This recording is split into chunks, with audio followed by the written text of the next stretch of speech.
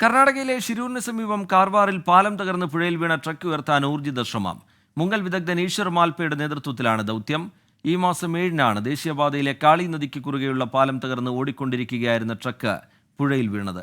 അരുൺ പൂപ്പറമ്പ കാർവാറിൽ നിന്ന് ഏറ്റവും പുതിയ വിവരങ്ങളുമായി ചേരുന്നുണ്ട്. അരുൺ, ട്രക്ക് ഉയർത്താനുള്ള ശ്രമം ഇപ്പോഴേത് ഘട്ടത്തിൽ? പുതിയ വിവരങ്ങൾ എങ്ങനെ? അരുൺ പൂപ്പറമ്പ.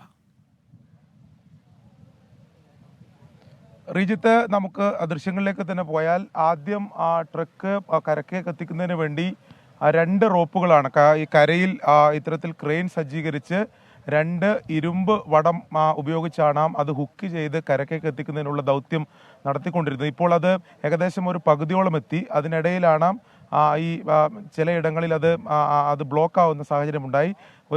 ഒരു ഘട്ടത്തിൽ അത് ഒരു ഹുക്ക് ചെയ്ത ഒരു റോപ്പ് പൊട്ടിപ്പോവുകയും ചെയ്തു. അങ്ങനെ വീണ്ടും അത് മുങ്ങൽ വിദഗ്ധർ ഉൾപ്പെടെ, അതായത് ഈശ്വർ മാൽപ്പ ഉൾപ്പെടെ വീണ്ടും ഡൈവ് ചെയ്ത് അത് ഹുക്ക് ചെയ്ത് വീണ്ടും ഇത് എത്തിക്കാനുള്ള ശ്രമം നടത്തിക്കൊണ്ടിരിക്കുകയാണ്. 1 മണിക്കൂറിനുള്ളിൽ ദൗത്യം പൂർത്തീകരിക്കാനാകും എന്നതാണ് ഇപ്പോൾ ദൗത്യ സംഘത്തിലുള്ളവർ പറയുന്നത്. അവർ അത്തരം കാര്യങ്ങളാണ് കരയിലേക്ക് പങ്കുവെക്കുന്നത്.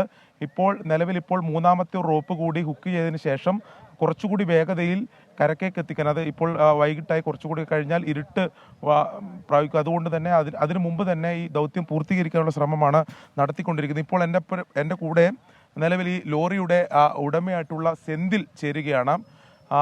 അണ്ണ എങ്ക ഊര്? சேலம் சங்ககிரி. അതെ. ലോറി കണ്ടീഷൻ എന്നായി? கண்டிஷன் வண்டி மேலே வந்தால் தான் தெரியும் என்ன கண்டிஷனு எப்படின்னு தெரியும். ஏன்னா வண்டி உள்ளே இருக்குது இல்லை, தண்ணிக்குள்ளே இருக்குல்ல, மேலே வந்தால் தான் எப்படி என்னன்னு தெரியும். எவ்வளோ ஏறு பழக்கம் இருக்குது? எவ்வளோ ஏறு வண்டி இப்போ புது வண்டி எடுத்து இப்போ ஒரு 7 மாதம் தான் ஆகுது. உங்கள் எவ்வளோ நாள் ഇവിടെ இருக்கு? நான் இப்போ 9 நாள் அங்கே இருக்கிறேன். 9 நாள் வண்டி இப்போ உள்ளே விழுந்து 9 நாள் ஆகுதுங்க. വണ്ടി തണ്ണിക്കുള്ളിയേ தான் இருக்குது.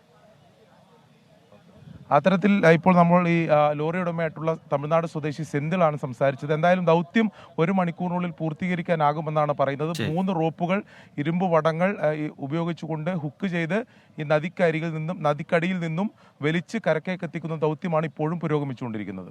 ശരി, കാർവാറിൽ നിന്ന് അരുൺ പൂപ്പറമ്പ സംഭവ സ്ഥലത്തു നിന്നുള്ള വിവരങ്ങൾ പങ്കുവയ്ക്കുകയായിരുന്നു. ചെറിയൊരു ഇടവേളയിലേക്ക് പോവുകയാണ്. ഇടവേളയ്ക്ക് ശേഷം തിരികെ എത്താം. Short break.